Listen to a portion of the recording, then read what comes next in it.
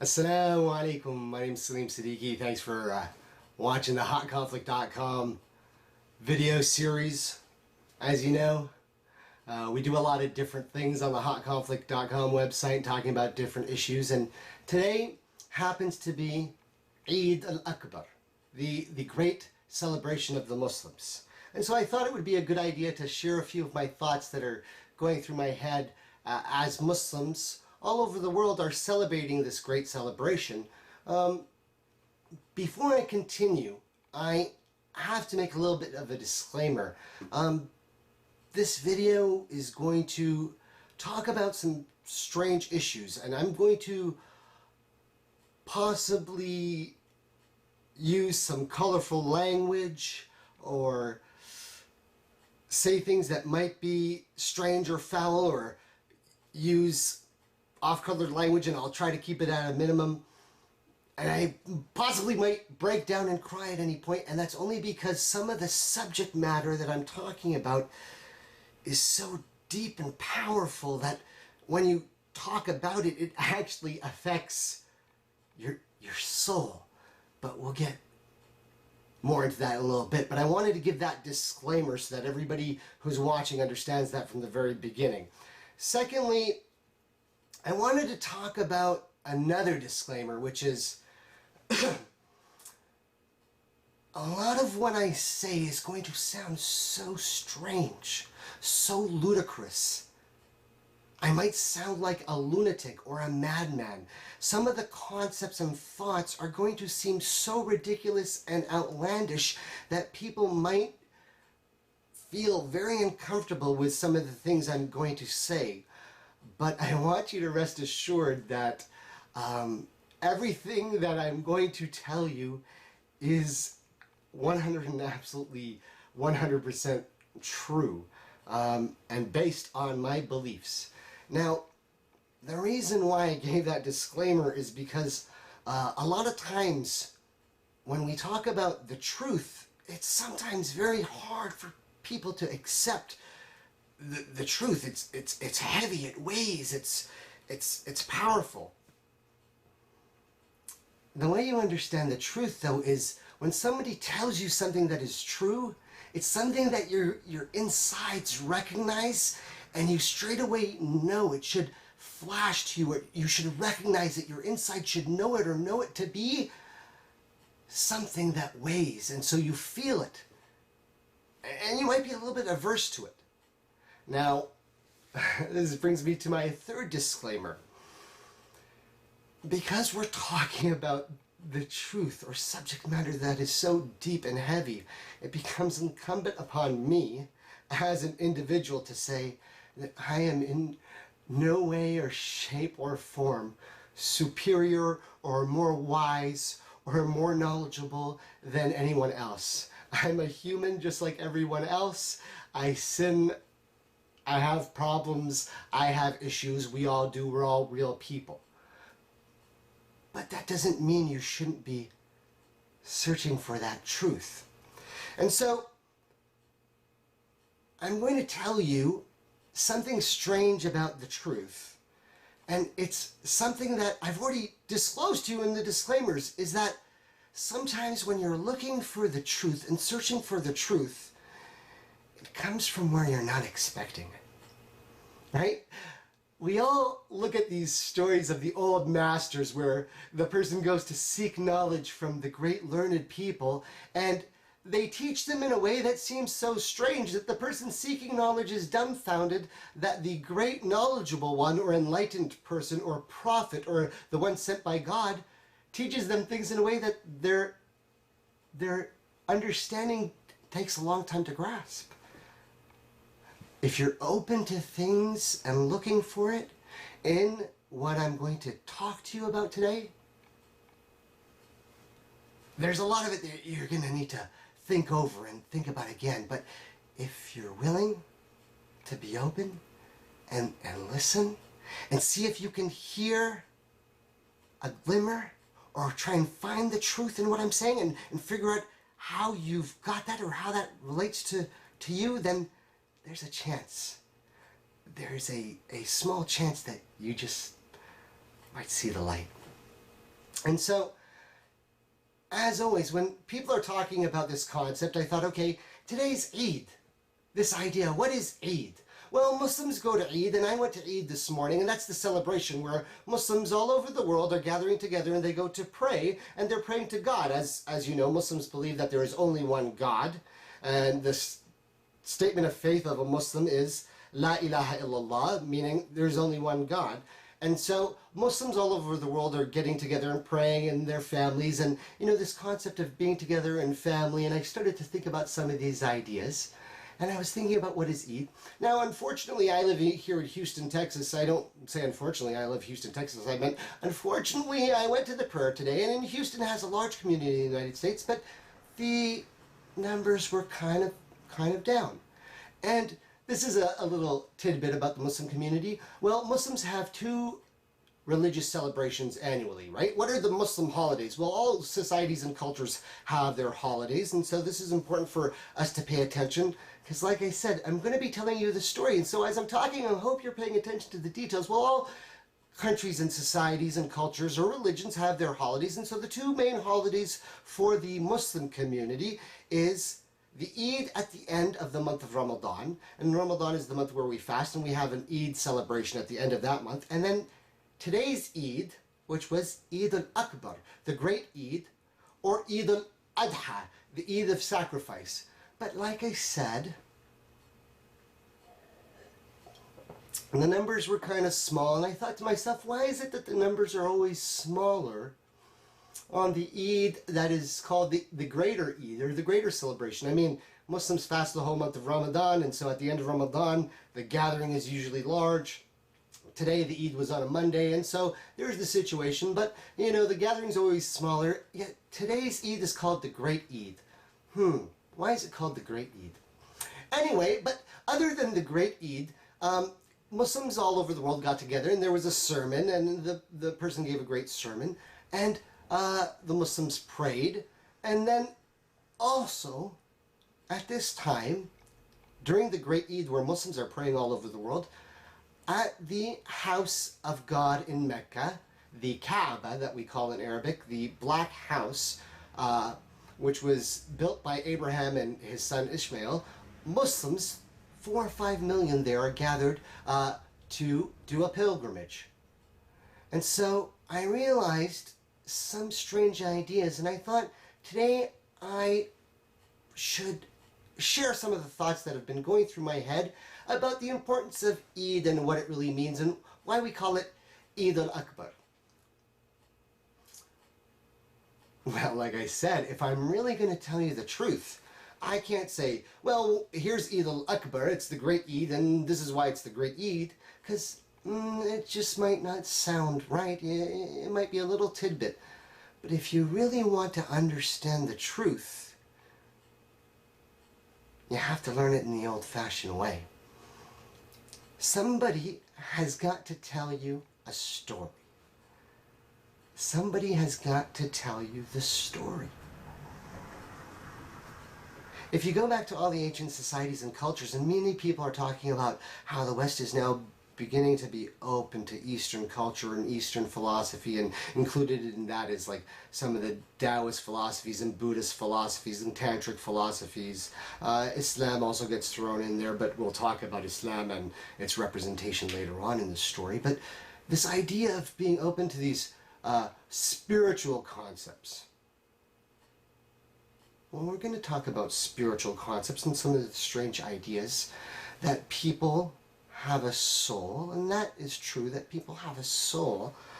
But for us to really understand what the truth is, you got to learn it the old-fashioned way. I remember when I was first in Saudi Arabia, and I was studying in the university. I went to Mecca U, for lack of a better word. The university is called Qura University, and that means Mother of Cities, and it's a beautiful term, and it has importance in the story. So I went to Mecca University, and I remember there that I was studying in class and asking all the different questions and meeting with different scholars and people, and then you're always looking for the truth, right? You're searching all over the world and trying to figure out all the existential questions of life. Are we alone? What is out there? Who are we? Why are we here? And that's what searching in life is all about, right? I said we're going to talk about some strange concepts today, so I want you to pay attention. And so all of us are searching for the truth and trying to figure it out. But we know that the world is not set up in a way where you just flip to the chapter that says truth and there it is. Life, as you know, is a strange journey. And so, as we always talk about pop culture and stories and the art of communication on the hotconflict.com website, I wanted to try and tell you guys a story. Now, of course, as in the truth and as it's disseminated, always, it doesn't happen overnight, and it can't happen in one time. And I remember, as I was going through my searches for the truth in all my travels through different lands, in Egypt, in Saudi Arabia, to the pyramids, to the Holy Kaaba, to the strange tribal areas between India and Pakistan and Kashmir, to Bosnia, where there's now found more pyramids, and all over the United States, traveling everywhere, searching for different things and learning and studying and learning the languages and the culture and the people and the communication. Of course, we're all searching for something. But I remember realizing now, as an adult in my 30s, when they tell you that, you search sometimes as a young man and try to find the truth, but sometimes it doesn't come to you until you're older and you're wiser and you start to realize some of the things that your parents told you were correct. But we'll get to that further on in the story. I remember meeting the man who actually changed my life and thinking that he was nuts. Like I said, excuse me, brothers and sisters, if I start to shed a tear, because the truth, when you see it, it changes you so dramatically that when you look back, you can't believe that you used to think the way you used to think. I remember meeting the man who actually changed my life. The one man that I actually went searching for that I found was the guy that I thought was nuts and was trying to avoid. It's a strange way that life works, right? And you're supposed to be paying attention to the signs. But if you listen to how stories are told, you'll find that the story is always there, where the person searching for knowledge finds it in the way they're not expecting, or hears the story in a strange way that when they hear it, it sounds ludicrous or strange, like my disclaimer told you.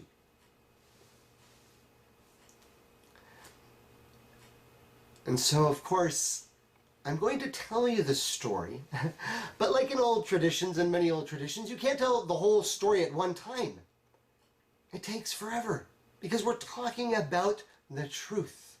And the truth is something that somebody must grow into, and something that you can learn and listen and try to find, but only when God, the one and only God, the God that there is no other God, the God who made everyone on the world, you, me, and everybody else, and all the universe that now exists, the one true God.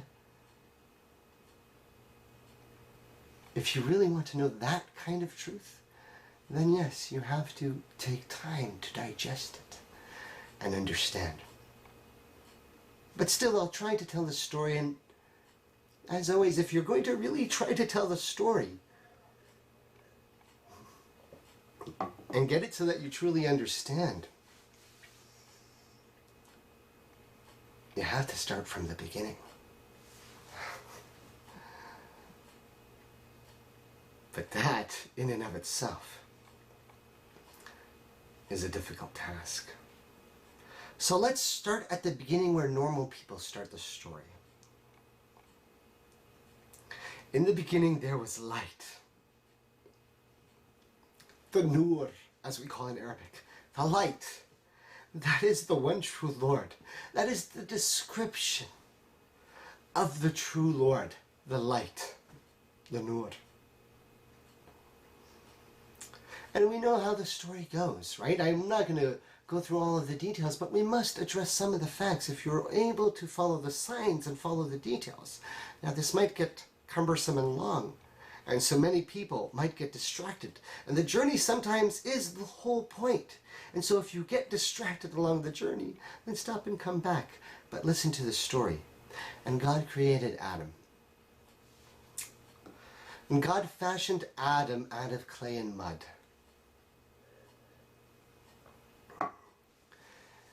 And God breathed the spirit of the soul, the life, into the body that he had formed. And according to Islam, biyadihi, right, with his own hand. Could be an important part of the story. But also breathed into him his life. Again, an amazing part of the story. This is some of the fundamental truth that everybody agrees, that understands the one true Lord.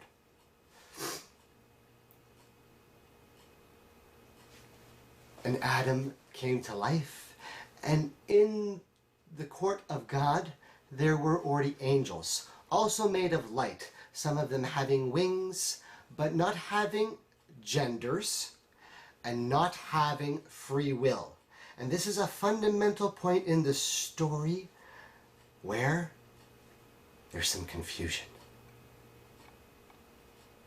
Angels do not have free will.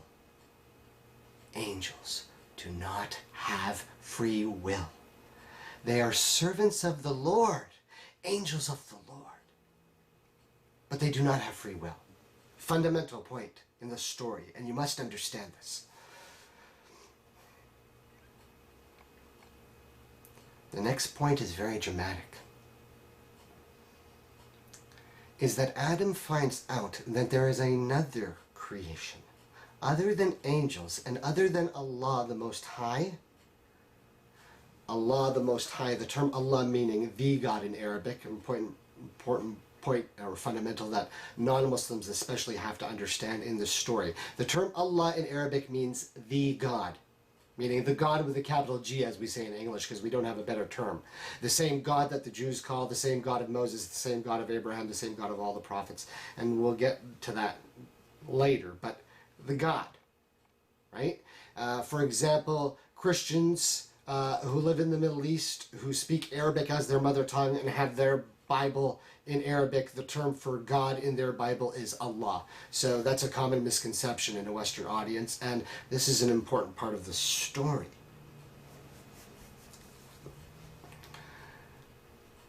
So Adam finds out that there's another form of creation. They are called the jinn. Now, here's where we're going to get into the woo of the conversation in the story, and if you're willing to pay attention, then you'll understand what I'm talking about. The jinn are described in Arabic as part of the ghaib, or the unseen world. Possibly another dimension, possibly a parallel universe in existence, but they are in existence right now amongst us. And amongst the jinn are many races. We know of specific mentions of a few, according to texts and scriptures from Islam, but we know there are many races. Now, Iblis, the name that we call Lucifer in Arabic, was from the jinn. Now, the description of the jinn in Arabic is smokeless fire. Now, oftentimes, like I said, because we're talking about communicating and telling stories in a way that is similar to a Western audience, I'm going to explain Islamic concepts in this story in a strange way. Now, the jinn are smokeless fire. Now you can translate that to be into fire, you can translate that to be into plasma, energy, electricity. It's not exactly clear, but we do have descriptions of them, and we can get into that. But let's stay with the fundamental of this story.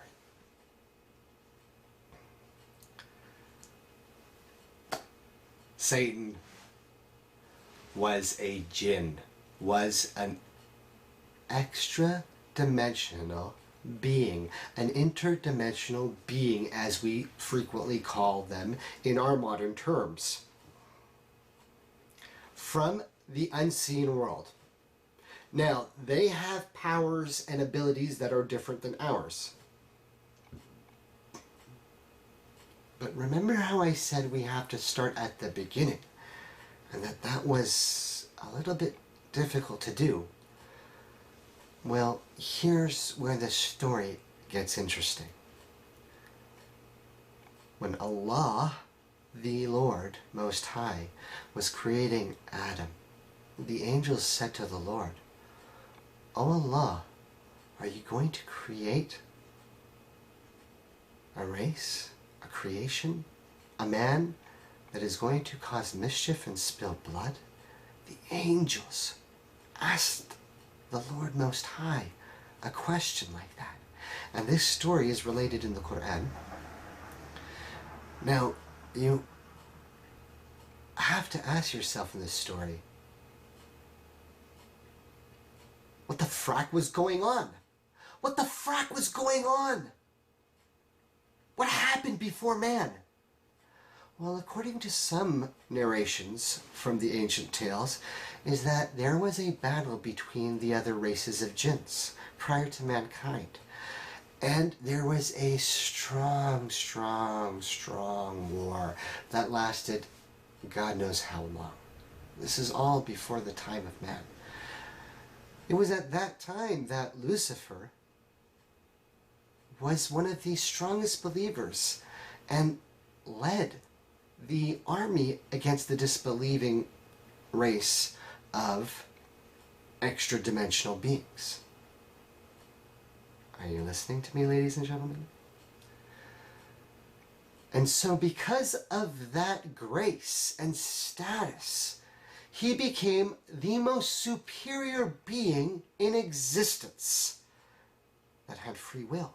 Because once again, angels do not have free will. They obey what they're told. Iblis, Lucifer, the enlightened one, the bearer of light, was the most enlightened of all of God's creation, of all of the extra-dimensional races. But see, this story's a little bit more complicated, right? It's like a cliffhanger. Just when you think that the story makes sense, God creates man. And the angels say, "Why? Oh Lord, why? More bloodshed and mischief, why?" And Allah says to them, "I know what you don't know. I know what you don't know."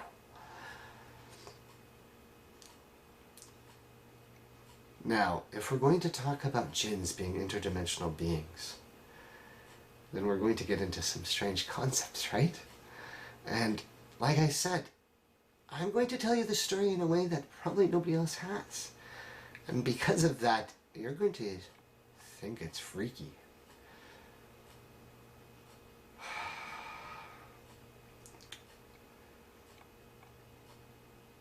The Enlightened One was jealous of Adam. And so when Adam was created and Allah gave him his spirit, his soul,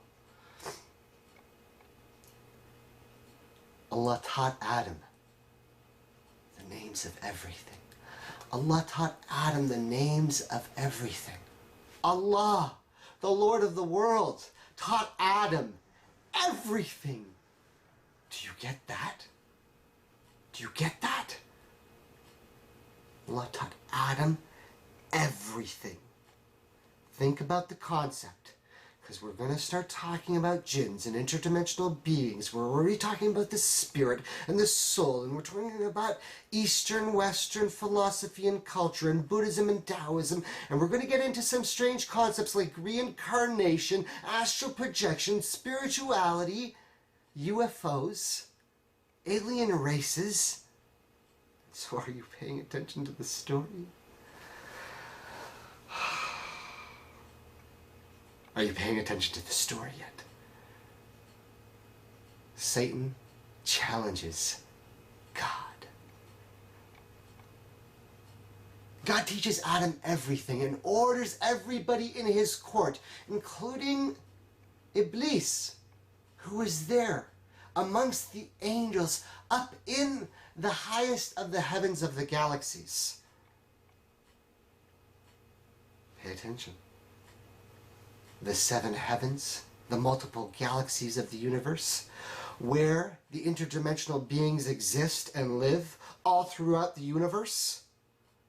Satan was the most high. Iblis, at that time, Lucifer, was the most high, and so he was allowed the highest status of being at the level of the seventh heaven, where the angels gather around the worshipping house of Allah, called Baytul Ma'mur, as we're described in Scripture to the Muslims. They gathered in the house, and there God said for everyone to bow down to Adam, and all of them bowed down, except for Lucifer, Satan.